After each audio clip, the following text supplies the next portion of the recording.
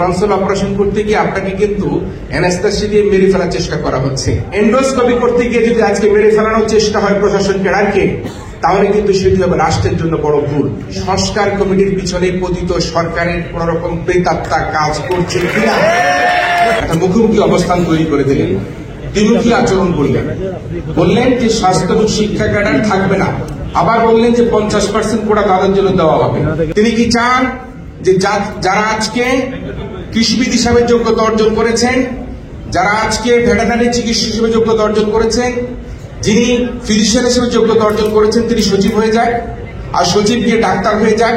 Fascist সরকার আপনাদেরকে চিহ্নিত করে, আপনাদের পদমর্যাদাকে ক্ষুণ্ণ করে, আপনাদের পারিবারিকভাবে আপনাদেরকে হেয় প্রতিপন্ন করে, আপনাদেরকে আপনাদের কর্মস্থল থেকে ঠিকমতো প্রমোশন না দিয়ে যে অন্যায় অবিচার করেছেন, সেই অন্যায় অবিচারের প্রথমত সংস্কার কমিটি সেটি তাদের দৃষ্টিতে আনবার জন্য আমি আজকের এই আয়োজনের মধ্যে দাবি করতে চাই।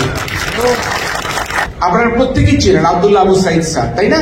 তিনি ঢাকা কলেজের শিক্ষক ছিলেন, আমারও শিক্ষক ছিলেন। তিনি ভালো পড়ান, গুণী লোক, ভালো বক্তব্য দেন। তিনি কি সচিব হয়েছেন?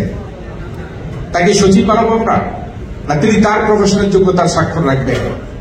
সে কারণের জন্য যেটি বলতে চাই সেটি হচ্ছে গিয়ে আজকে যে 25% জায়গায় 50% করা হয়েছে, আপনাদের দাবি হচ্ছে গিয়ে, আপনাদের বক্তব্য হচ্ছে গিয়ে সেই জায়গাটায় আপনারা শতভাগ আপনাদের চান। যিনি ট্যাক্স ক্যাডার থেকে আপনারা এখানে আসেন, যিনি কলেজ শিক্ষক থেকে আপনারা এখানে আসেন, সেখানে তিনি 15, 16, 17, 18 বছর বাংলা পড়ালেন, হৈমন্তী পড়ালেন। এখানে এসে তিনি কিভাবে ওই হৈমন্তীর জায়গায় এসে এখানে আপনার প্রশাসনে তার ম্যানেজমেন্ট ক্যাপাসিটি নাই, যিনি বিচার করার দক্ষতা নাই, যিনি কোনোদিন কোনো অভিযান পরিচালনা করেননি, তিনি এসে কিভাবে ডেপুটি সেক্রেটারি করবেন সেটি আমি জানি না। সেটি সংস্কার কমিটিকে বিবেচনা রাখবার জন্য আমি বিনীতভাবে অনুরোধ করছি। আমার কাছে মনে হয় যে মুখোমুখি অবস্থান তৈরি করে দেওয়া হয়েছে, সেটা হচ্ছে আপনার গলায় ট্রান্সফার হয়েছে। ট্রান্সফার অপারেশন করতে গিয়ে আপনাকে কিন্তু অ্যানাস্থাসিয়া দিয়ে মেরে ফেলার চেষ্টা করা হচ্ছে।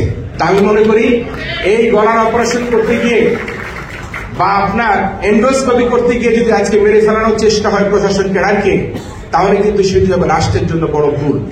সবশেষে আমি একটা কথা বলতে চাই, আমি জানি না আমরা সবসময় বলবার চেষ্টা করি যে আজকে পতিত সরকার নানাভাবে উৎ পেতে আছে এই দেশকে পিছিয়ে ফেলার জন্য, আজকে প্রশাসনের কর্মকর্তার মধ্যে কালিমা লিপি দিবার জন্য। আমি জানি না এই সংস্কার কমিটির পিছনে পতিত সরকারের কোন রকম প্রেতাত্মা কাজ করছে কিনা, এবং যদি তাই হয়ে থাকে তাহলে কিন্তু আজকে আপনারা যারা এখানে সমবেত হয়েছেন, আপনারা প্রত্যেকে সোচ্চার থাকবেন, আপনারা প্রত্যেকে ঐক্যবদ্ধ থাকবেন।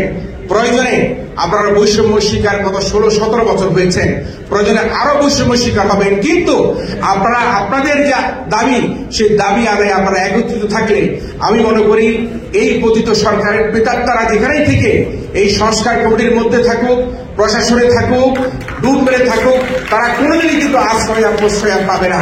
তাই সবশেষে একটা কথা বলতে চাই, সেটি হচ্ছে কি আমার অনেক বন্ধু এখানে বসে আছেন। আমার দুঃখ হতো যখন দেখতাম তার জুনিয়রকে গিয়ে স্যার বলে পাশে বসে আছে। আমি অনেক সরকারি মিটিংয়ে গিয়েছি, সচিব তার জুনিয়র, সে ডেপুটি সেক্রেটারি, কিন্তু সচিবকে স্যার বলতে হচ্ছে এবং সচিব ঠকঠক করে ফাইল নিয়ে তার সামনে দিয়ে হেসে কেটে যাচ্ছে।